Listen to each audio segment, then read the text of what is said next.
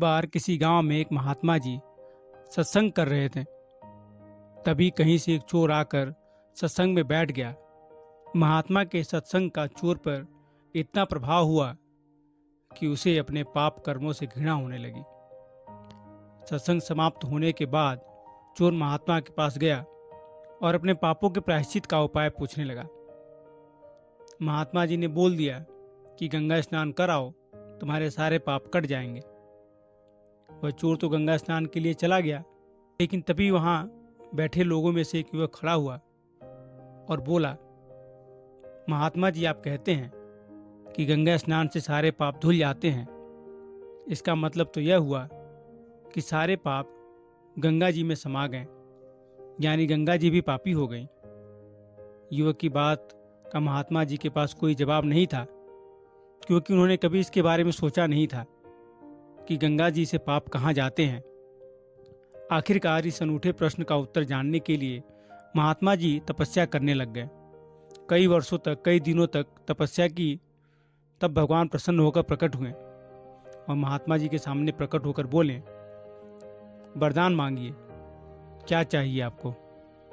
महात्मा जी ने कहा, भगवान, मुझे एक अपने प्रश्न का उत्तर चाहिए कि गंगा में धोया गया पाप कहाँ जाता है। भगवान भी अपने में मस्त थे, उन्हें भी पता नहीं था कि गंगा में धोया गया पाप कहाँ जाता है। भगवान बोले, चलो गंगा जी से ही पूछते हैं। और दोनों गंगा जी के पास पहुंचे। महात्मा जी ने गंगा जी से प्रश्न किया, शीतल और परम पवित्र जल की अधिपति माँ गंगे, कृपा करके हमें बताओ कि अनगिनत लोगों के आप जो पाप धोते हो, उनसे क्या आप भी पापी होती हो। गंगा जी ने प्रसन्नता से कहा, भला मैं पापी कैसे हुई। मैं तो अपना सारा जल पापों सहित समुद्र को समर्पित कर देती हूँ। उसके बाद उन पापों का समुद्र देवता क्या करते हैं, यह उन्हीं से जाकर पूछो। अब भगवान महात्मा जी को लेकर समुद्र के पास गए और बोले, हे जल सिंधु, माँ गंगे अपने संपूर्ण जल के साथ जो पाप आपको अर्पित कर देती है, उनसे क्या आप पापी होते हो।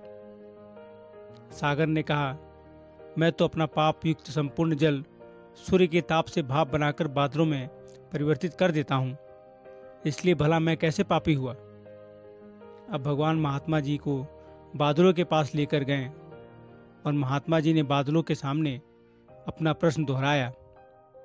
मेघ समुद्र देवता जो पापों सहित जल को भाप बनाकर बादलों में परिवर्तित कर देते हैं, तो क्या उन पापों से बादल पापी हो जाता है।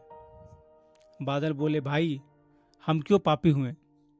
हम तो सारा जल यथा ऋतु पृथ्वी पर भेज देते हैं। यह प्रश्न पृथ्वी से करो कि वह पापों का क्या करती है। अब भगवान महात्मा जी को पृथ्वी के पास ले गए और बोले, हे जगत को धारण करने वाली माँ धरती, बादल जल की बूंदों के साथ पापों की जो वर्षा करते हैं, वो पाप आप में समा जाते हैं। क्या उनसे आप पापी होती हैं। पृथ्वी बोली, मैं पापी कैसे हुई। मैं उन पापों को मिट्टी के माध्यम से अन्न में भेज देती हूँ। अब यह बात तो आप अन्न से जाके पूछो कि वह उन पापों का क्या करता है। अब दोनों अन्न देवता के पास गए और बोले, हे अन्न देवता, पृथ्वी सारे पाप आपको भेज देती है, तो क्या आप पापी हुए। अन्न देवता बोले, मैं क्यों पापी हुआ।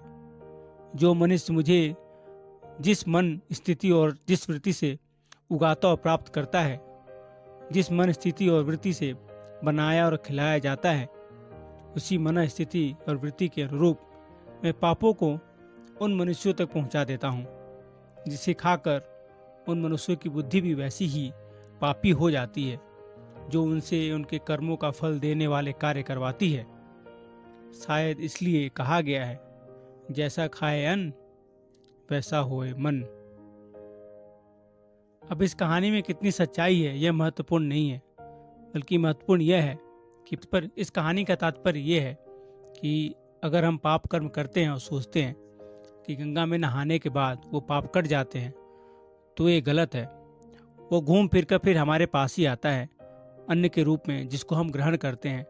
ग्रहण करने के बाद हम उसी मन के हिसाब से, उसी के हिसाब से सोचते हैं वैसा ही कर्म करने लग जाते हैं, वैसा ही पाप करने लग जाते हैं जैसा अन्न हमने खाया है, उसके हिसाब से हमारी मनोवृत्ति बनती जाती है।